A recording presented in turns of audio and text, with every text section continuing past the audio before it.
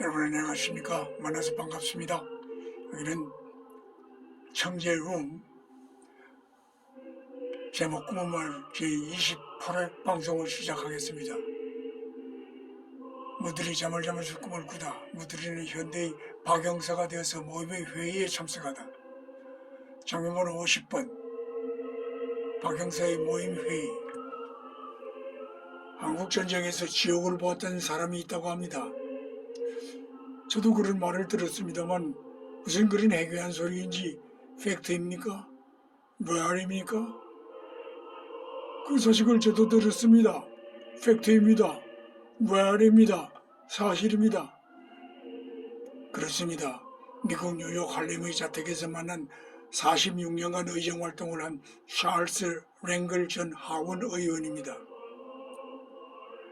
미국 정계의 대표적 친한파 정치인으로 꼽히는 찰스 랭글 전 하원 의원은 지난 10일 한국과 오랜 인연의 회상을 알렸습니다. 첫 만남이 그렇게 참혹했던 나라와 사랑에 빠질 것이라고는 생각도 못했습니다. 한국이 내 인생을 바꾸냐가요? 그렇고 말고요. 한미동맹의 귀한 공로로 제9회 백선엽 한미동맹 상을 수상한 그에게 인터뷰를 요청하자 뉴욕 할렘에 있는 아파트로 오라는 연락이 왔었고, 올해 91세인 노 신사는 감색 재킷과 베이지색 바지에 넥타이와 포켓 치프까지 말끔히 차려입고 기자를 맞았으며 결혼 생활 64년째인 동갑내기 부인 알마도 속에 있었습니다.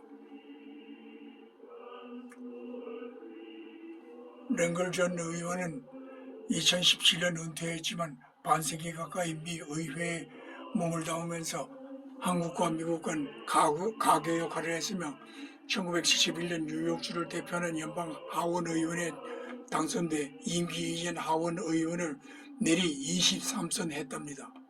하원 외교위원장을 지냈고 2003년 지한파 의원 모임 코리아 코커스 창설 주역입니다.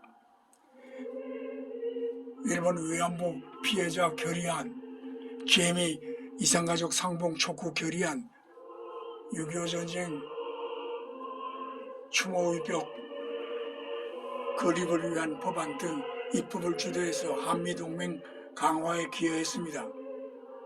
1950년 북진을 거듭해서 초겨울 북한 땅을 밟았을 때 병사들 사이에서 크리스마스 때는 집에 갈 수 있겠다는 희망을 움텄으나 이내 중공군이 밀고 내려오면서 지옥을 봤다고 랭글 전 의원을 회상했습니다. 대대원이 절반 이상 가까이 숨진 전투에서 랭글은 중공군의 포탄 파편에 상처를 입은 채 병사 44명을 이끌고 성공적으로 탈출했답니다. 랭글 전 의원은 그날의 참상을 주황색 화염과 붉은색 피 같은 색과 확성기로 항복을 회유하는 강한 억양의 영어 같은 소리를 기억했었습니다. 너무 끔찍해 한국을 떠날 때 다시는 이 지옥의 아부기환의 나라에 발을 들이지 않겠다고 다짐했다고 고백했답니다. 랭글 전 의원은 이렇게 한국을 구했지만 한국도 랭글을 구했다고 했습니다. 미국에서 사업을 하다가 일을 하면서 난관에 봉착했을 때 나는 한국 전쟁에서 지옥을 본 영웅이야 되뇌면서 극복하며 이겨내며 헤쳐나왔다고 회고하였고, 자신의 삶 또한 통째로 바꾼 한반도에 진정한 평화가 오기를 소망한다고 밝혔습니다. 음악이 흐르며 니혼 기자의 신문이 일본 경제연구센터의 전망을 근거로 16일 보도한 내용에 따르면 1인당 GDP가 2025년까지 한국은 6.0% 증가하는 데 비해 일본은 연 2.0% 성장에 그칠 것으로 예상했습니다. 저도 그 소식을 보았습니다.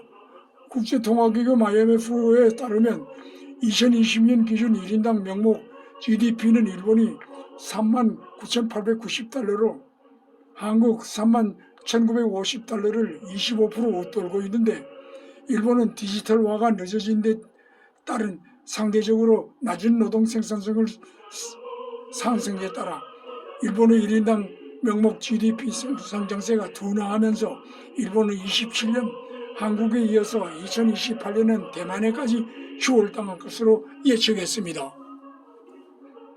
저도 봤습니다.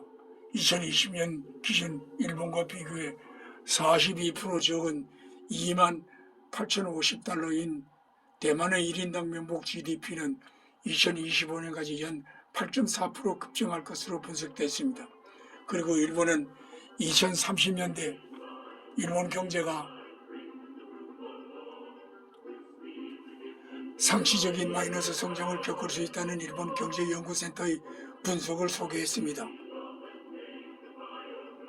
유럽과 아시아를 잇는 지정학적 요충지인 우즈베키스탄은 석유, 가스, 히토류 등 자원이 풍부해서 작년 거역액 17억 2천만 달러로 한국은 우즈베크의 네 번째 교육국입니다.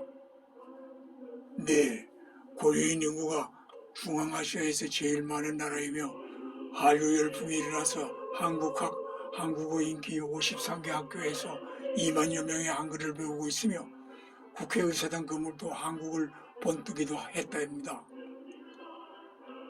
문재인 대통령보다 4살 아래인 샵카드 미르지요예프 우즈베키스탄 대통령은 형님이라 부르는 사이. 우즈베키스탄은 중앙아시아 모든 국가와 국경을 맞대고 있는 유일한 국가로 신분권 북방 정책의 핵심 축이죠. 인구도 3,300만 명가량으로 중앙아시아 전체 인구의 45% 정도를 차지합니다. 우즈베키스탄은 이런 지정학적 요충지라는 이점에서 히토류, 에너지 등을 다양한 산업 분야에서 중요성도 계속 높아지고 있습니다. 우즈베키스탄과 관계 강화는 4강 외교에 치중해온 한국의 외교력 중앙아시아 등으로 다변화하는 계기가 될 전망입니다.